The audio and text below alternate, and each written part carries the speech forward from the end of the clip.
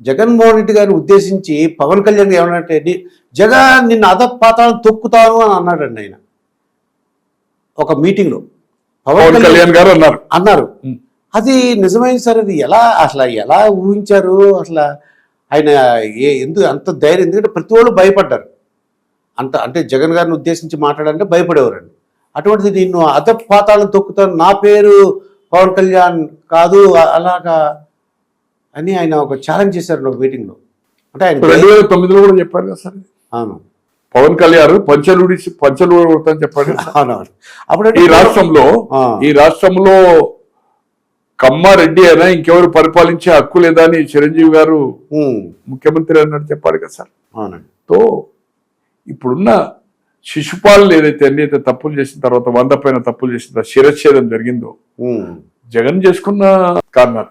దీనికి 1, 2 అని కాదు, more than 100 చెప్పొచ్చు. 24/7 చెప్పగలుగుతున్నాయి 1 by 1 మీకు కావాలనుకుంటే. అన్ని తప్పులతో ఈ రోజు ఏదైతుందో ఈ ప్రజలు ఇచ్చిన తీర్పు.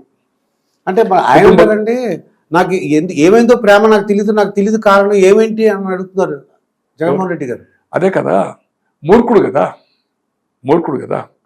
తండ్రి కంటే గొప్పవాడు అంటే ఏదైతుందో నవ్వేవాడు. అంటే తండ్రి కంటే పాపులరు, అంతకంటే సంక్షేమ కార్యక్రమాలు చేస్తున్నా అని నీతి గురించి మాట్లాడతాడు. మడమ తిప్పను, మాట తప్పను, విశ్వసనీయత. చెల్లిని ఏం చేసిండో, తల్లిని ఏం చేసిండో, బాబాయ్ ఏమైందో మనం అన్ని చూసాం. దాడి వీరభద్రరావు గారు floor of the house council leader టీడీపీగా ఉండి ఉమ్మడి ఆంధ్రప్రదేశ్లో రాజశేఖర రెడ్డి గారు బతుకుంటే 7 కొండలు అమ్మేవాడని చెప్పాడు. అటువంటి వాడిని పార్టీలో తీసుకొని కొంతాల రామకృష్ణ బయటకు పంపించాడు. హానెస్ట్ ఇన్ ద స్టేట్, మాజీ మంత్రి, మాజీ ఎంపీ, ఇప్పుడు మళ్ళీ ఎమ్మెల్యే అనకాపల్లి. కొంతాల రామకృష్ణ. బొత్స సత్యనారాయణ గారు floor of the house. Vijayalakshmi గారు మాట్లాడుతూ ఉంటే మీరు ఆర్థిక వారసులు, out of the turn, speaker permission ఇవ్వద్దు. కౌల్ షక్దర్. ఎవరైనా సభ్యుడు మాట్లాడేటప్పుడు, ప్రతిపక్ష సభ్యులు మాట్లాడేటప్పుడు, మంత్రులు కానీ ఎవరు పడితే వాళ్ళు ఇష్టం ఉన్నట్టు లేవడానికి వీలు లేదు. They ask the speaker permission. Point of order Kaul Shakdher mention చేసే మాట్లాడాలా. దాడి చేశాడు విజయమ్మ గారి మీద. అటువంటి వాడిని తండ్రి లాంటి వాడు అంటాడు జగన్మోహన్ రెడ్డి. మీరు ఆస్తికి వారసులు, రాజకీయ వారసులము మేము కాంగ్రెస్ పార్టీ అన్నాడు గద్గద కంఠంతో. ఉప ఎన్నికలు గెలిచిన తర్వాత రాజశేఖర రెడ్డి గారు చనిపోయిన తర్వాత Vijayalakshmi floor of the house అసెంబ్లీలో నిండు సభలో అటువంటి వాళ్ళని ఏదైతుందో అక్కన చేర్చుకొని నీ కుటుంబ సభ్యులు బయటకు పంపించి, అరే సిబిఐని అడ్డుకున్నోడు ఈ భారతదేశ చరిత్రలో ఇప్పటి వరకు ఉందండి? అసలు లేదండి. ఇప్పుడు అవినాష్ రెడ్డి గారి విషయంలో అదే అవినాష్ రెడ్డి గారు అక్కడ ప్రభుత్వం మొత్తం యంత్రాంగం అంతా కర్నూలు హాస్పిటల్ దగ్గర ఏదైతుందో కొద్ది వేల మంది పోలీసులు ఉన్నారు కదా, లోకల్ పోలీస్. చీఫ్ మినిస్టర్ ఎవరు? జగన్మోహన్ రెడ్డి కదా. ప్రజలు ఉన్నారు కదా దాడులు చేయడానికి. సిబిఐ వెనుకకు తగ్గిందంటే ఎంత దుర్మార్గుడు అండి. ఆయనే ప్రతిపక్షంలో ఉండి ఏం మాట్లాడాడు ఆ రోజు? సాక్షిలో ఏం రాశారు? అటువంటిది నువ్వు సిబిఐ అని చెప్పి నువ్వు మీ బాబాయ్ తర్వాత ఏం చేసినావు? నువ్వు నేను కన్విన్స్ అయినట. అవినాష్ రెడ్డి చెప్తే నేను కన్విన్స్ అయ్యానంట. నువ్వేవాడు భయ్? నువ్వెవరు అసలు? చట్టాలున్నాయి, కోర్టున్నాయి, నువ్వు కన్విన్స్ అయితే అయిపోయాను నీ తమ్ముని మీద ఆయన చేయలేదని. అరే క్లారిటీగా కనబడతా ఉంది, ఎవిడెన్సెస్ ఉన్నాయి. గూగుల్ దాన్ని గూగుల్ మీట్ అంటారు, దాని మొత్తం ఫోన్ ఎక్కడి నుంచి అయితే ఆపరేట్ అయిందో ఉంది. ఇవన్నీ లేదు. నువ్వు ఒక్కరిని కన్విన్స్ అయితే ఈ దేశం రాజ్యాంగమా? మూర్ఖుడు అండి. ఈ దేశంలో సార్ 3 రాజధానులు ఇక్కడ ఉన్నాయి సార్. కాశ్మీర్లో 2 సెషన్స్ నడుస్తున్నాయి కదా సార్, 2 ప్లేసెస్లో సెషన్స్ నడుస్తాయి అంతే. సెషన్ అంటే దాని రాజధాని అంటలేదు కదా సార్. మహారాష్ట్రలో నాగ్పూర్ అది నడుస్తుంది కదా, కోర్ట్స్ ఉన్నాయి కదా, కర్ణాటకలో ఉన్నది కదా, అనలేదే మరి. సో రాజధాని 3 రాజధాని ఈ భారతదేశంలో ఎక్కడ ఉన్నాయా? కోర్టులు ఉన్న కాడ న్యాయ రాజధాని అన్నారా సార్? 3 కోర్టులు యూపీలో, మహారాష్ట్రలో ఉన్నాయి, కర్ణాటకలో ఉన్నాయి, హైకోర్ట్స్ అండి. వై అంటే వాళ్ళకి బుద్ధి లేదు, నీ ఒక్కరికే బుద్ధి ఉందా? సో ఏదైతుందో మూర్ఖత్వంగా ఇలా ప్రజలు నేను ఎవరు నువ్వు నీ ఇంట్లోకి వెళ్ళి ఇచ్చినావా?